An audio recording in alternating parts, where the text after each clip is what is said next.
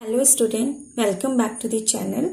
आज हम लोग परसेंटेज के आगे के क्वेश्चंस कर रहे हैं और ये हमारी परसेंटेज की तीसरी क्लास है। इसमें आज जो क्वेश्चन आप लोगों को करवाए जाएंगे ये आप लोगों के लिए बहुत ही इम्पोर्टेंट क्वेश्चन है, जो कि आप लोगों के सारे एग्जाम्स में, वनडे एग्जाम्स में आप लोगों के लिए बहुत इंपॉर्टेंट होंगे। और स्पेशली अगर आप TET 2 की तैयारी कर रहे हैं मैथ्स में, तो आप लोगों के लिए ये बहुत हेल्पफुल होंगे, क्योंकि यहाँ से क्वेश्चन आपको मिलेगा ही मिलेगा परसेंटेज पर बेस्ड। तो देखो, हम यहाँ पे अगर देखें तो हमारे पास जो कॉन्सेप्ट्स हैं उन कॉन्सेप्ट को समझना बहुत ज्यादा जरूरी है। जितने भी मेथड्स यहाँ पे हम बता रहे हैं उन मेथड में से जो आपको बेस्ट लगे आप उसे अप्लाई करें, और सारे ही क्वेश्चंस में एक जैसा ही मेथड फिर आप अप्लाई करना स्टार्ट करें। ठीक है, तो देखिए, चलिए अपने क्वेश्चन में आते हैं। अगर आपने अभी तक चैनल को लाइक, शेयर एंड सब्सक्राइब नहीं किया है तो please like, share and subscribe जरूर कीजिए चैनल को। क्वेश्चन है हमारा, a litre of pure alcohol is added to 6 liters of 30% alcohol solution.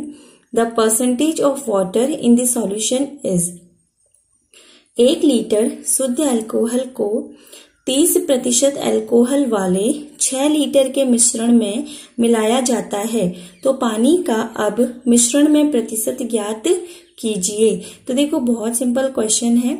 अगर हम यहाँ पे देखें तो हमारे पास जो है 1 लीटर शुद्ध अल्कोहल मिलाया जा रहा है, तो वो प्योर अल्कोहल होगा, उसमें पानी की कोई भी मात्रा नहीं होगी।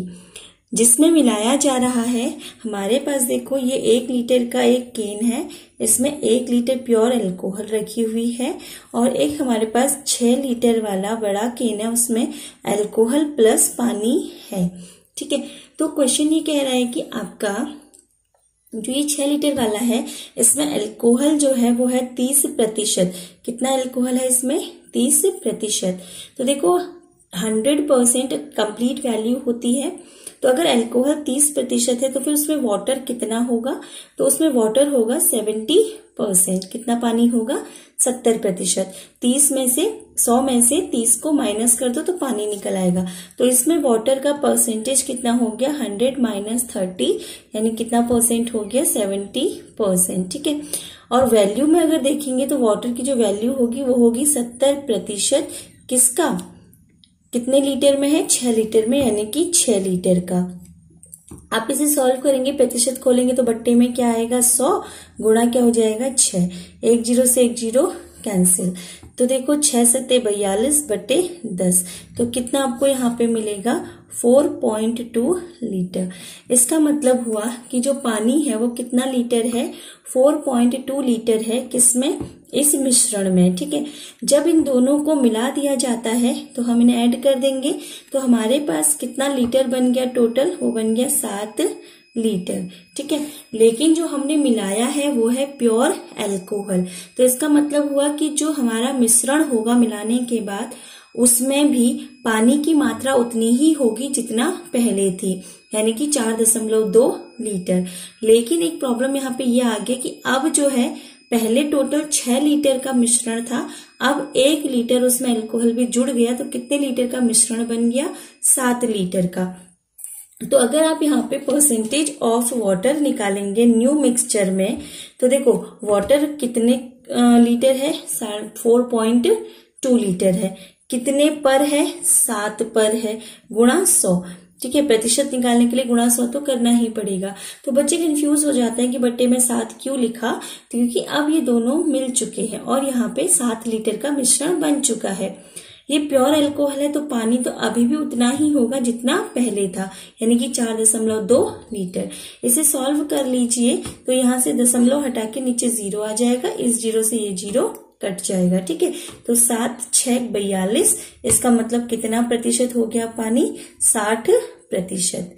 ठीक है, तो देखो यहाँ पर क्वांटिटी बढ़ गई है टोटल मिश्रण की, तो वाटर का जो परसेंटेज है वो क्या हो गया? यहाँ पे घट गया है। ठीक है, तो ये हमारा क्वेश्चन था और बहुत ही अच्छा क्वेश्चन है। और नॉर्मल आप लोग जो ये मैंने इधर को ये करवाया है, ये तो एक ओरल कॉन्सेप्ट है, इसे आप ओरल भी सॉल्व कर सकते हैं। ठीक है, तो यहाँ से इजीली आप अपने आंसर तक पहुंच जाएंगे।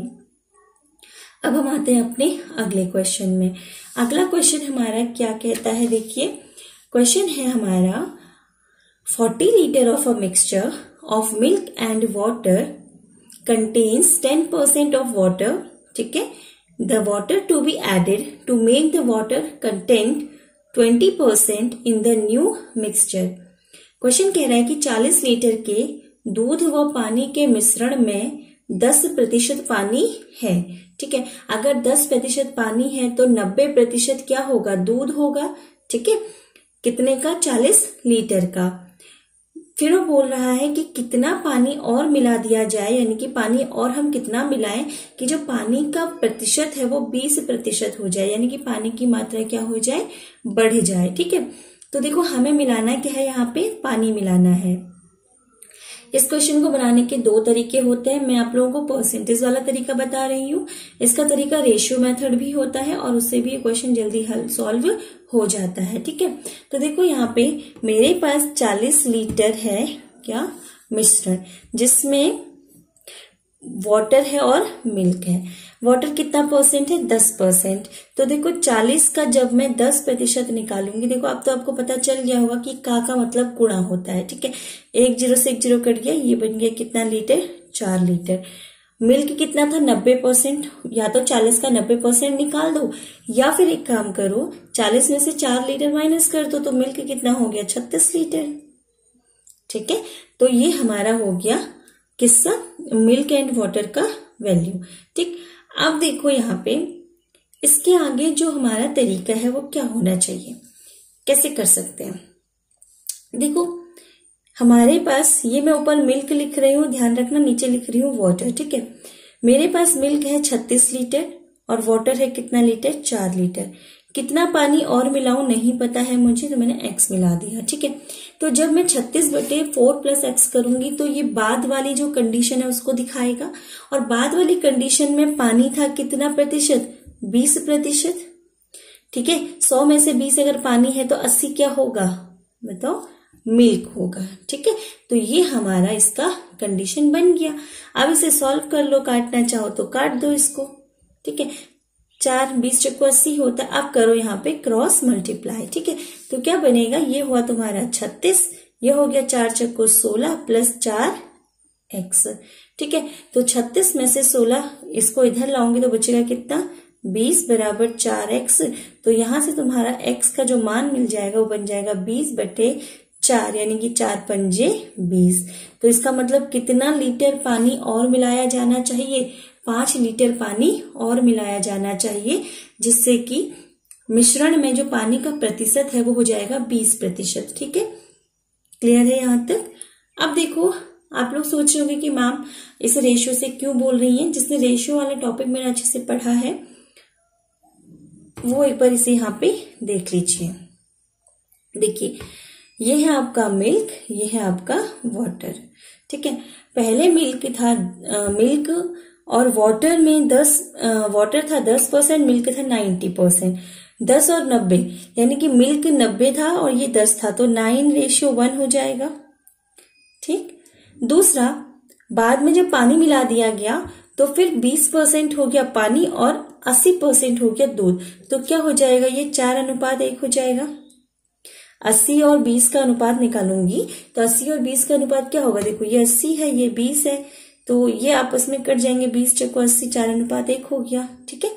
अब देखो मैंने ये जो रेशियो पाया है ये मेरे को पानी ऐड करने पर मिला, लेकिन मिल्क तो सेम होना चाहिए। तो मैंने आपको बताया था कि मिल्क की वैल्यू को क्या करेंगे, बराबर।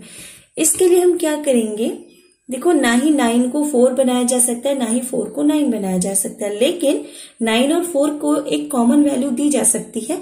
ऊपर गुणा कर दो 4 से, नीचे गुणा कर दो 9 से, ठीक है।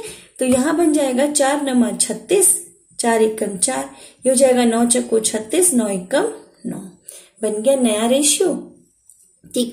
अब देखो इसमें मिल्क दोनों ही में ही क्या है, इक्वल है, 36 36। तो देखो शुरुआत में मिश्रण था 40 लीटर और यहाँ रेशियो के अकॉर्डिंग शुरुआत में मिश्रण कितना बन रहा है, 36 + 4 यानी कि 40। तो 40 की वैल्यू है 40 लीटर, तो 1 की वैल्यू हो जाएगी 1 लीटर, ठीक है। पहले पानी था 4, अब हो गया 9, कितना बढ़ गया, 5 बढ़ गया। तो अगर 1 की वैल्यू 1 लीटर है तो 5 की वैल्यू कितने लीटर हो जाएगी, 5 लीटर।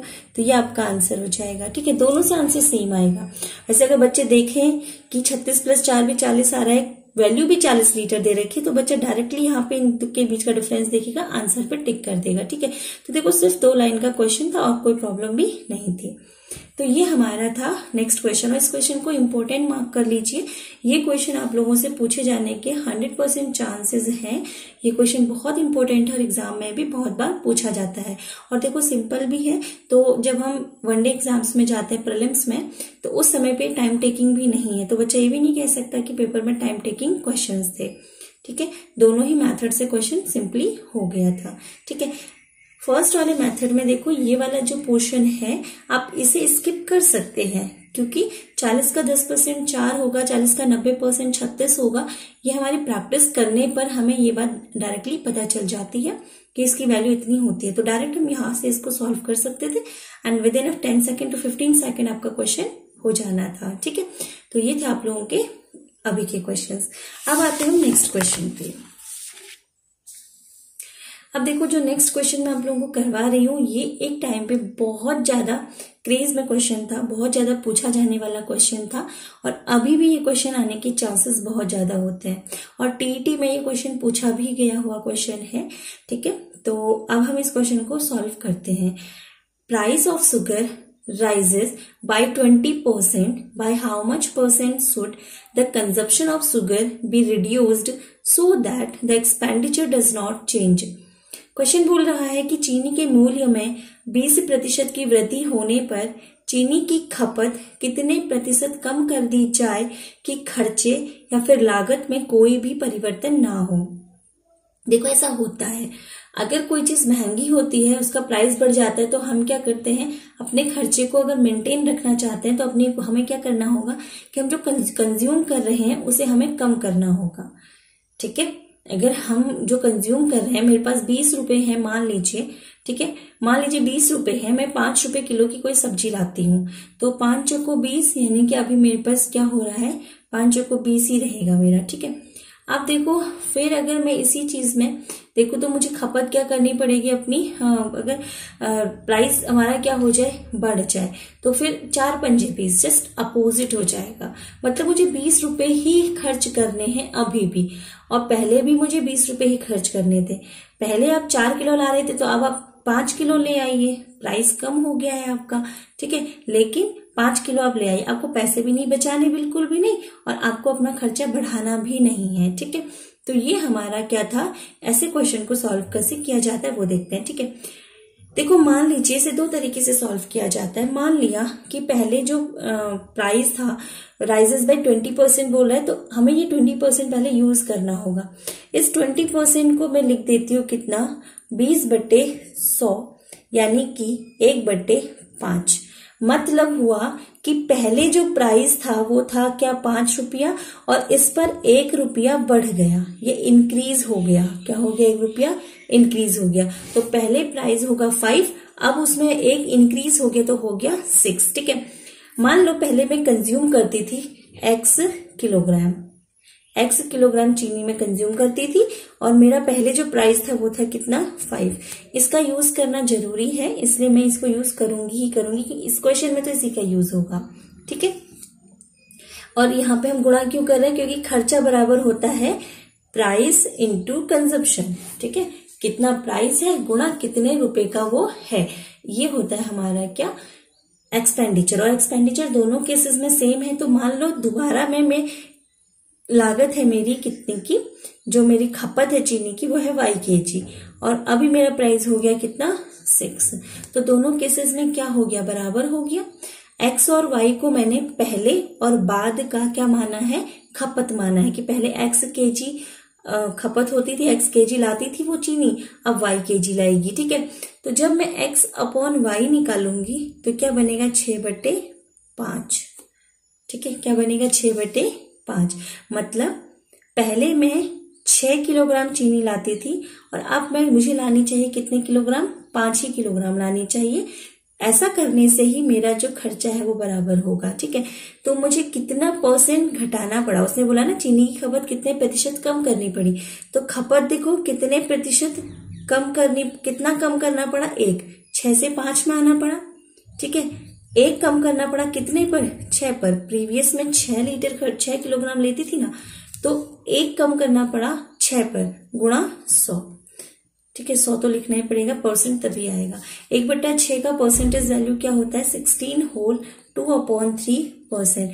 तो यानी कि अब उसे जो अपना कंजप्शन है वो कितना रिड्यूस कर देना चाहिए? 16 होल 2/3% उसे रिड्यूस कर देना चाहिए। ठीक है, तो ये था हमारा क्वेश्चन। अब देखो बच्चों, बहुत बच्चे कंफ्यूज होते हैं कि भाई यहाँ 20/100 लिखा तो पहले का 5 बाद में 1 जुड़ गया, ऐसा क्यों? क्योंकि देखो जब हम कंपेयर करते हैं जिसके साथ तुलना हो रही है तो होल वैल्यू हमेशा बेस में होती है। मैं पहले अगर 5 किलो चीनी खर्च कर रही हूँ तो अब उसमें 1 बढ़ गया क्योंकि 20% इंक्रीज वाली वैल्यू है। ठीक है, यानी कि 100 पर 20 बढ़ गया। ठीक है, तो 5 पर 1 बढ़ गया। तो पहले 5 अगर तुम्हारा प्राइस जो प्राइस है वो 5 था, तो अब जो तुम्हारा प्राइस होगा उसमें 1 बढ़ के आएगा यानी कि 6 आएगा। अगर कम होता तो 5 में 1 कम हो जाता यानी कि 4 आता। ठीक है, अब इसे करने का एक सिंपल तरीका रेशियो मेथड में यही था। देखो हमारे पास जो है 5 है पहले का और 6 है बाद का। ठीक है, मैं दोबारा से कैसे निकाला ये 5 और 6? इस वाली वैल्यू से। ठीक है, ये प्रीवियस का है, ये आफ्टर का है। तो पहले 5 था, अब 6 हो गया, तो दोबारा से मुझे 5 में आना है तो कितना कम होना पड़ेगा? 1। कितने पर कम होना पड़ेगा? 6 पर गुणा 100। तो यहां से 1/6 डायरेक्टली आ जाता, 16 होल 2/3% डिक्रीज होगा आपका परसेंटेज कंजप्शन। ठीक है, तो ये हमारा डायरेक्टली इसका तरीका था सॉल्व करने का। ठीक, तो कहाँ से वैल्यू आई वो मैंने आपको पूरा डिस्क्राइब करके बता दिया, और इतना बच्चों को समझ में आता होगा कि जो एक्सपेंडिचर है वो प्राइस इनटू कंजप्शन होता ही होता है। एक्स और वाई को मैंने कंजप्शन माना है बिफोर एंड आफ्टर के लिए, यानी कि पहले और बाद के लिए। ठीक है, अब देखो हम लोग नेक्स्ट क्वेश्चन में आते हैं। होपफुली आपको ये क्वेश्चन समझ में आ गया होगा। अगला क्वेश्चन है, if food prices go up by 10%, जो खाने के मूल्यों में वृद्धि होती है वो 10% होती है। How much should a man reduce his consumption, तो एक आदमी को अपनी खपत कितनी कम कर देनी चाहिए, so as not to be increase his expenditure, जिससे कि उसकी लागत में कोई भी परिवर्तन ना आए। ठीक है, सेम क्वेश्चन है, आप लोगों से उम्मीद करती हूँ कि आप लोग इसे बना पाएंगे। देखो 10% का इंक्रीमेंट हो रहा है तो 10% यानी कि 10 out of 100 which is equal to 1/10। ठीक है, इसका मतलब हुआ कि पहले अगर 10 था, बिफोर अगर 10 था, ठीक है, और बाद में कितना हो गया वो 11, क्योंकि इंक्रीज हो रहा है ना तो बढ़ेगा प्लस हो जाएगा। अब 10 से 11 हुआ तो मुझे वापस 11 से 10 में आना है, तो कितना कम करना पड़ेगा? 1। कितने पर कम करना पड़ेगा? 11 पे गुणा 100। 1/11 का प्रतिशत वैल्यू मैंने तुम्हें बताया था 9 होल 1/11% होता है, तो आंसर हो जाएगा 9 whole 1/11%। 9 whole 1/11% is your answer. ठीक है, कितना सिंपल है। सेम क्वेश्चन है प्रीवियस की तरह, इसलिए मैंने डायरेक्ट करने की कोशिश की है। ठीक है, तो ये आपका आंसर हो गया। अब अगर मैं इसे ऐसे ना करके नॉर्मल करती तो मान लो 10% है, तो यहां से मैंने पहले मेरा प्राइस था वो 10 हो गया, बाद में मेरा प्राइस हो गया 11। पहले मैं x kg लाती थी खाने का सामान, अब मैं लाती हूँ y kg, लेकिन मुझे दोनों ही केसेस में क्या करना है? बराबर करना है अपना खर्चा। खर्चा बराबर होता है खपत गुणा लागत। ठीक है, यानी कि प्राइस इंटू कंजप्शन। तो यहाँ पे हो जाएगा x/y इक्वल्स टू 11/10। मतलब पहले मैं 11 किलोग्राम लाती थी, अब मैं ला रही हूँ 10। कितना मेरा घट गया? 1 घट गया। कितने पर घट गया? 11 पे घटा ना, जिसके साथ कंपेयर हो रही है। बाद वाली चीज में पूरी वैल्यू 11 है, 11 पर ही तो 1 कम हो रहा है, तो किस पर कम हुआ? 11 पे गुणा 100। तो 1/11 का परसेंट वैल्यू कितना होता है? 9 होल 1/11%। तो आपका आंसर यहां से मिल जाएगा। तो कितना परसेंट डिक्रीज करना चाहिए उस आदमी को? अपनी जो खपत है कितने परसेंट डिक्रीज करनी चाहिए? 9 होल 1/11% उसे अपनी खपत कम करनी चाहिए। ठीक है, तो ये क्वेश्चन थे आप लोगों के। और लास्ट के 2 क्वेश्चन बहुत इंपॉर्टेंट है। Bank, SSC, railway, NTPC mains, CTET, UTET में पूछे जाने वाले क्वेश्चंस में से ही ये क्वेश्चंस हैं। तो इन क्वेश्चंस को आप लोग जरूर बनाइए। अगर आपको समझ में आया तो प्लीज लाइक, शेयर, सब्सक्राइब जरूर कीजिए चैनल को। Thank you.